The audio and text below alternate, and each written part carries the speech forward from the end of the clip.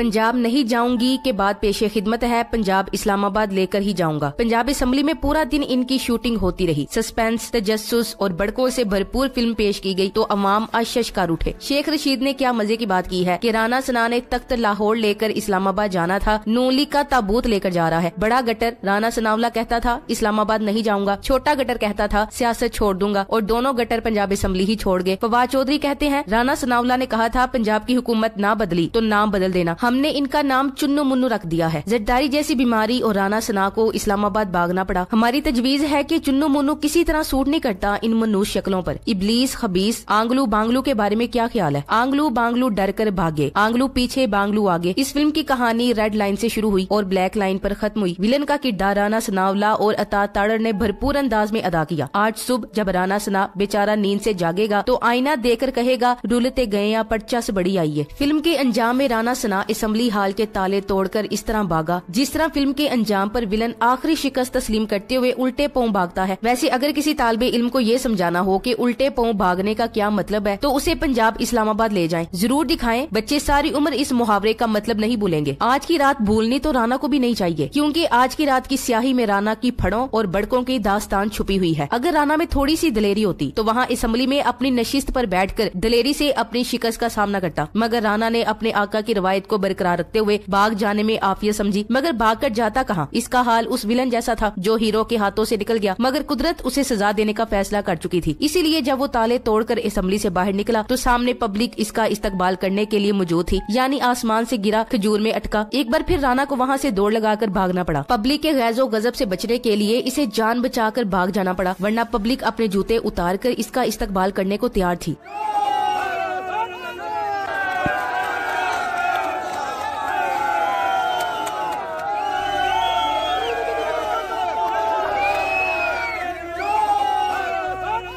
वैसे अगर ये सच में किसी फिल्म का सीन होता तो राना को बहुत फेंटी लगनी थी, क्योंकि यही स्क्रिप्ट की डिमांड थी। खैर, जिंदगी की कहानी फिल्म से बहुत मुख्तलिफ होती है। राना के आका नवाज शरीफ ने सियासत के मैदान में भागने का आलमी रिकॉर्ड बनाया हुआ है। किसी मुल्क का कोई सियासतदान कभी इतना बड़ा भगोड़ा साबित नहीं हुआ जितना बड़ा ये बऊजी भगोड़ा है। पहले ये भगोड़ा मुशर्रफ के दौर में भागा और फिर ये बाजवा के दौर में भाग गया। क्या ऐसे होते हैं नजरियाती लीडर? ऐसा शख्स कब तक अपनी क्रेडिबिलिटी कायम करके रख सकता है? महज साजिशें करने और ब्रीफकेस देकर अरकान और जजेस खरीदने से कोई भी बड़ा लीडर नहीं बनता। एक बात पर शदीद हैरत होती है कि नवाज शरीफ को इमरान खान के लेवल पर प्लेइंग फील्ड चाहिए। बाऊ जी तुसी ऐ सोच भी किस तरह सकते हो? यानी तुहाडी सोच ते हैरत है कि तुसी किस तरह खुद नो इमरान खान दे पाए दा लीडर समझ रहे हो। हमारा मशवरा है कि आप अपने ऊपर गौर करो, अपना लेवल चेक करो। कहाँ खान साहब की सियासत और कहाँ आपकी भगोड़ी सियासत, कहाँ इमरान खान का वजन और कहाँ आपका छोटा सा दिमाग जिसके अंदर हराम माल की गर्मी के सिवा कुछ भी नहीं भरा हुआ। खान जैसा लीडर सदियों बाद पैदा होता है और तुम्हारे जैसे छान बुरे के बदले हर साइकिल और रेडी पर मिल जाते हैं। खान साहब वो है जो हर मुश्किल का सामना डट कर करता है और तुम्हारे जैसा भगोड़ा रातों रात मुहाइदे करता है और बाहर भाग जाता है। पिछले 9 माह में देखो खान साहब पर कितने खतरनाक हमले हुए, मगर वो शख्स मैदान छोड़कर नहीं भागा। इसकी जात पर कीचड़ उछाला गया, इसकी ऑडियोस और वीडियोस को फैलाया गया, इसके घर का तकद्दुस पामाल करने की कोशिश की गई। कौन सा ऐसा मुकदमा है जो खान साहब पर नहीं बनाया गया? इस पर जान का हमला हुआ। इसने इन सारी मुसीबतों और मुश्किलों का मर्दाना वार मुकाबला किया। वो मैदान छोड़कर भागा नहीं। इसे कत्ल की धमकियां दी गई, वो नहीं भागा। इस पर मुकदमा दर्ज किए गए, वो नहीं भागा। इसे गिरफ्तारी और नजरबंदी की धमकियां दी गई, मगर वो नहीं भागा। पता है वो क्यों नहीं भागा? क्योंकि वो इमरान खान है, नजरियाती लीडर। वो चोर और करप्ट नहीं है, इसीलिए नहीं भागा। 9 माह पहले इसकी हुकूमत छीन ली गई, आज इसने इसका छोटा सा बदला लिया है। मगर ये ट्रेलर है, पूरी फिल्म अभी बाकी है। जब सारे हरबे नाकाम हो गए तो कहा गया कि इमरान खान की सियासत खत्म हो गई है, इस पर रेड लाइन लगा दी गई है। इसकी मकबूलियत खत्म करने के लिए इसे डिफेम करना शुरू कर दिया गया। इसके मुखालफों ने हवा उड़ा दी कि इस्टेब्लिशमेंट इसे वापस नहीं चाहती और पाकिस्तानी सियासत में इमरान खान का नाम अब खत्म हो गया है। मगर पंजाब असेंबली की कल की कार्रवाई और परवेज लाही के एतमाद का वोट लेने के बाद सारी अफवाहें दम तोड़ गईं। इमरान खान ने पंजाब हुकूमत इस्लामाबाद लेकर जाऊंगा फिल्म में हीरो का मरकजी किरदार अदा किया। कल अदालत ने परवेज लाही की हुकूमत से कहा कि आपके पास अभी भी वक्त है, आप जब चाहें असेंबली से एतमाद का वोट ले सकते हैं। पीटीआई ने पूरा दिन यही सबको यकीन दिलाया कि जैसे वो एतमाद का वोट लेना ही नहीं चाहते या इनके अंदर अपने लोग पूरे करने की सलाहियत ही मौजूद नहीं है। मगर रात 8 बजे फवाद चौधरी ने ARY पर काशिफ अब्बासी के शो में बता दिया कि इनके पास नंबर्स मौजूद हैं। इस पर नून लीग में कोहराम मच गया। इन्होंने पंजाब असेंबली में तोड़फोड़ शुरू कर दी, स्पीकर के डाइस का घेराव कर लिया। नून लीग की पूरी कोशिश थी कि इजलास मुलतवी हो जाए, मगर इजलास अपने वक्त पर खत्म हुआ। रात 12 बजे वसीम बादामी ने ट्वीट किया कि आज परवेज इलाही एतमाद का वोट नहीं लेंगे, क्योंकि असेंबली के कल के एजेंडे में एतमाद का वोट लेना शामिल नहीं था, इसीलिए कल की तारीख में वजीर आला ने एतमाद का वोट नहीं लिया। मगर 12:05 पर अगले दिन के हिसाब से नया इजलास शुरू हुआ और इसके एजेंडे में एतमाद का वोट लेना शामिल था। पूरे 1 बजे वजीर आला पंजाब परवेज इलाही एतमाद का वोट ले चुके थे। इनके एतमाद का वोट ये भी जाहिर कर रहा है कि इन्होंने 22 करोड़ अवाम के एतमाद का वोट भी हासिल कर लिया है। इमरान खान का साथ ना छोड़कर इन्होंने इंसाफीन का दिल भी जीत लिया है। बेचारी नून लीग के साथ हाथ हो गया, बल्कि बहुत बड़ा हाथ हो गया। सारा दिन पीटीआई ने इन्हें सज्जी दिखाई और आधी रात को खब्बी लगा दी। इस तरह इमरान खान ने 9 अप्रैल 2022 की बड़ी शिकस्त का छोटा सा बदला ले लिया, मगर अभी बड़ा बदला बाकी है। एक बड़ी जीत ही इनकी शिकस्त को फतह में बदल सकती है। 2/3 अक्सरियत से असेंबली में वापसी इमरान खान साहब की फतह का ऐलान होगी। 9 अप्रैल के बाद वो इस तरह छोटी मोटी बेशुमार फतवाहात हासिल कर चुके हैं। इन्होंने 70% से ज्यादा के हिसाब से अब तक के सारे जिमनी इंतखाबात जीते हैं। इन्होंने 7 नशिस्तों से एक साथ फतह हासिल की थी। अवाम ने ये जानने के बावजूद कि खान साहब असेंबली में वापस नहीं जाएंगे, इन्होंने खान साहब को अपने एतमाद का वोट दिया। 9 अप्रैल 2022 के बाद इन्होंने बेशुमार फतवाहात अपने दामन में समेटी। आज पंजाब का मार्का सर करके इन्होंने एक बड़ी फतह अपने नाम कर ली है। इन्होंने दिखाया है कि अगर इंसान हक के रास्ते पर डटा हुआ हो तो कामयाबी इसके कदम चूमती है। नुसरत और फतह इसे अल्लाह की तरफ से मिलती है। इन्होंने बताया कि अल्लाह ना चाहे तो कोई किसी पर रेड लाइन नहीं लगा सकता। सारी दुनिया भी आपके सामने हथियार बांध कर खड़ी हो जाए तो जब तक अल्लाह ना चाहे कोई आपको शिकस्त नहीं दे सकता। इन्होंने अवाम को अपने जायज हक के लिए मुल्क के ताकतवरों के सामने ला खड़ा किया है। पाकिस्तान की हिफाजत का जिम्मा अल्लाह ने इन ताकतवरों के जिम्मे लगा रखा था, मगर जब इनकी लालच एक लॉट, एक करोड़, एक प्लाजे से बढ़ती हुई एक जजीरे तक जा पहुंची तो अल्लाह ने पाकिस्तान के लिए एक नया मुहाफिज भेज दिया। जब कश्मीर का सौदा होने लगा तो इमरान खान को इनकी राह में रुकावट बनाकर भेज दिया गया और जनरल रिटायर्ड बाजवा ने इस नाकामी का बदला इमरान खान से इस तरह लिया कि इसने नून लीगी पॉलिटिशियंस के मुंह में ये अल्फाज डाले कि इमरान खान ने कश्मीर का सौदा कर दिया, जबकि इमरान खान ने कश्मीर का सौदा होने से रोका। यही थी वो गैप से इमदाद जो पाकिस्तान को हासिल हुई। इमरान खान की हुकूमत वजूद में आते ही प्रोपेगेंडा शुरू कर दिया गया कि खान की हुकूमत इसराइल को तस्लीम करने जा रही है, मगर खान साहब ने इसराइल पर वही मौकफ इख्तियार किया जो कायदे आज़म मोहम्मद अली जिन्ना ने फलस्तीन और इसराइल पर अपनाया था। हम फलस्तीनियों के खून का सौदा नहीं कर सकते। मुबैना तौर पर रिटायर्ड बाजवा ने इसराइल को मनवाने के लिए खान की हुकूमत पर खूब दबाव डाला, मगर खान साहब के मौकफ ने इसे पीछे हटने पर मजबूर कर दिया। बाजवा ने सोचा था कि खान साहब को मौलवी फजलुर रहमान ने पहले ही यहूदी एजेंट साबित कर रखा है। अगर इमरान खान अपने दौर में ये बड़ा काम कर जाएंगे तो ज्यादा से ज्यादा इनकी सियासत खत्म हो जाएगी। तारीख में इमरान खान का नाम गंदा हो जाएगा, जिसकी बाजवा को कतई परवाह नहीं थी। ये सारा नुकसान खान साहब और पाकिस्तानी कौम का नुकसान था। न जाने कितने ऐसे महाज थे जिन पर खान साहब ने ताकत के ऐवानों से लड़ाई की और इन्हें शिकस्त से दो चार किया। कल राना सना और अता ताड़र ने प्रेस कॉन्फ्रेंस की और कौम को बताया कि परवेज इलाही के पास बंदे पूरे नहीं है। ये और बात है कि वजीर आला को लेकर नून लीग के अंदर खुद झगड़ा खड़ा हो गया है। नवाज लीग हर सूरत पंजाब का वजीर आला मरियम नवाज को बनाना चाहती है, जबकि शहबाज हमजा शहबाज को वजीर आला बनाना चाहते हैं। पंजाब में इन्हें अगर जरा भी अपनी फतह का यकीन होता तो हमजा या मरियम में से कोई न कोई असेंबली में मौजूद होता। इनकी कोशिश थी कि परवेज इलाही एतमाद का वोट ना ले सके। इमरान खान ने इन्हें वही दिखाया जो वो देखना चाहते थे, मगर किया वो जो इन्होंने सोच रखा था। पीटीआई के 2 लोग लौटे हुए और इन्होंने अपनी सियासत पर ताला लगा दिया, मगर 186 मेंबर्स मौजूद थे, जिनमें से एक एमपीए एन वक्त पर चकवाल से शामिल हुए। एक वोट परवेज इलाही का था, मगर इस सब में सबसे मजे की दौड़ राना सना की थी। इसका वो हिसाब हुआ, आगे कुआं पीछे खाई। बेचारे ने बहुत बड़के मारी, बहुत झूठ बोले, बड़ी छलांगे मारी, मगर अफसोस अब इसे इस्लामाबाद पंजाब की हुकूमत के बगैर ही जाना पड़ेगा। Thanks for watching. अल्लाह।